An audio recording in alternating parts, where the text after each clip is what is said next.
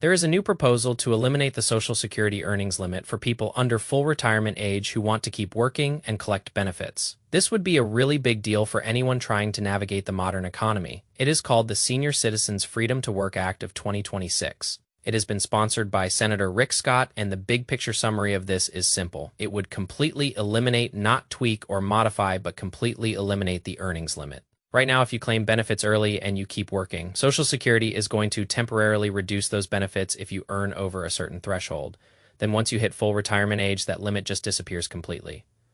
Now, before I tell you how I feel about the elimination of this earnings limit, I would love to hear from you in the comments. Do you think the earnings limit should be eliminated? I read every single comment because your perspective on financial freedom matters. Personally, I am ready to see this rule go. The earnings limit needs to be eliminated in my opinion. The administration spends a massive amount of time enforcing this, and it has become incredibly complex. On their website, they list 88 different types of compensation with detailed rules about what counts. But this rule did not come from nowhere. If you go back and look at history, it actually made a lot more sense when it was first introduced. Social Security was not originally designed as a general income benefit you could take whenever you wanted. It was designed as retirement insurance. And back then, retirement had a very specific meaning, which was that you were no longer working. The original system had a very strict rule where if you continued to work, you were not eligible for benefits ever. That design had two big concerns. First, policymakers wanted to make sure benefits were going to people who actually left the workforce. If you were still earning a paycheck, the thinking was that you did not need those benefits yet. Second, and this is the part a lot of people do not fully realize, the country was coming out of the Great Depression. Jobs were scarce, and there was a concern that older workers staying employed would crowd out space for younger workers. The earnings test acted as a way to encourage older Americans to step out of the workforce. But over time, that world started changing. People started living longer. Retirement stopped being a hard stop and became a gradual transition. The economy began to benefit from experienced workers staying active longer. The idea that you had to completely stop working to receive benefits started to break down. As a result, Congress began loosening this earnings test and the limits were adjusted. Penalties became less severe. And then in 2000, the big shift happened. The earnings test was completely eliminated for anyone who had reached full retirement age. From that point forward, once you hit that age, you could earn as much as you wanted and still receive your full benefit. What we are seeing today with this 2026 proposal is just the next step in that evolution. Instead of applying the test before full retirement age, it just gets rid of it completely. This is part of a long-term shift in how we think about Social Security. We have moved from a system that required you to retire to one that treats it as something you access based on age. This has real implications for how people make decisions about when to claim. I know we are going to get comments about how this impacts the long-term funding of the trust fund. In the short term, it would definitely increase costs. Right now, if someone claims early in work, some of those benefits are withheld. If that test goes away, those benefits start to get paid out immediately. You would see more money going out sooner, which would slightly accelerate the drawdown of the fund. But over the long term, the impact is more modest than many expect. The Social Security system is designed to be roughly actuarially neutral. If you claim early, your monthly benefit is reduced. While you may receive benefits for more years, each payment is smaller. The net effect is that eliminating the test might make the funding a little worse due to timing, but it does not fix or break the core problem. The core problem is still the mismatch between incoming payroll taxes and the benefits being paid out over time.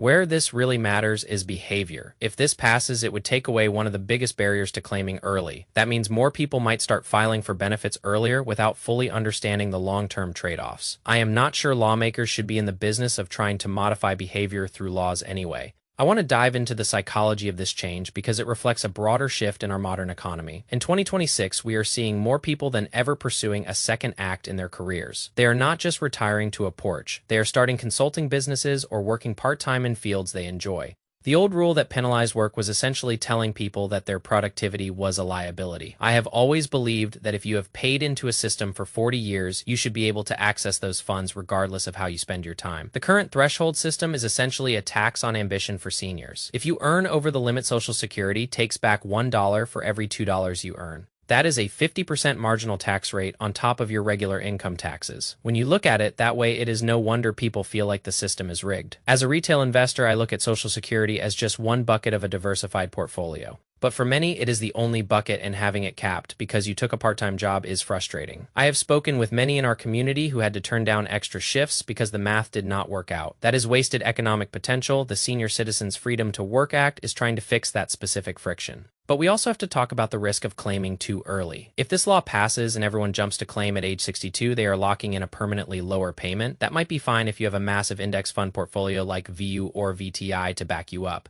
But if you are relying on that check to pay for housing 30 years from now, that reduction matters. I always tell my viewers to run the numbers before making a move like this. Do not let the excitement of a new law blind you to the long-term math, because even in Social Security, compounding works in reverse. If you claim early, you are essentially shorting your own longevity. I have spent a lot of time analyzing historical data, and one thing is clear, which is that liquidity is king. Eliminating the earnings limit gives seniors more liquidity and more control over their own lives. In a world with rising inflation and housing costs, that flexibility is worth its weight in gold. I also think this move would simplify the bureaucracy significantly. Imagine the manpower wasted tracking those 88 different types of income. By getting rid of the test, they can focus on actually processing claims and helping people. It is a win for efficiency and a win for individual liberty, but let us be real about the political landscape. Passing any major changes to Social Security is always a battle. Lawmakers are terrified of being accused of endangering the fund. Senator Rick Scott is taking a bold stand here, and it will be interesting to see who joins him. I am monitoring the committee hearings and the budget estimates as they come in. We are also seeing discussion about how this might interact with other retirement accounts like 401ks. If you are still working and collecting Social Security, you might be able to pump even more money into your tax-advantaged accounts. This creates a powerful wealth-building cycle for those who are still active. It turns Social Security into a tool for capital accumulation rather than just a survival check. That is the kind of forward thinking that I love to see in policy. The best way to predict the future is to create it. By changing these outdated rules, we are creating a more flexible future for every American. I want to make sure you are prepared for whatever outcome happens. Whether this bill passes or not, your primary focus should be on building your own personal safety net. Do not rely 100% on any government program, because they can and will change the rules. This is exactly why I talk about broad market index funds on this channel. You want to be in a position where Social Security is the cherry on top, not the whole sundae. If you have your own investments, you can afford to wait, or you can afford to claim early without stress. That is the ultimate financial freedom we are all striving for. I am working on a full breakdown of the math for different income levels.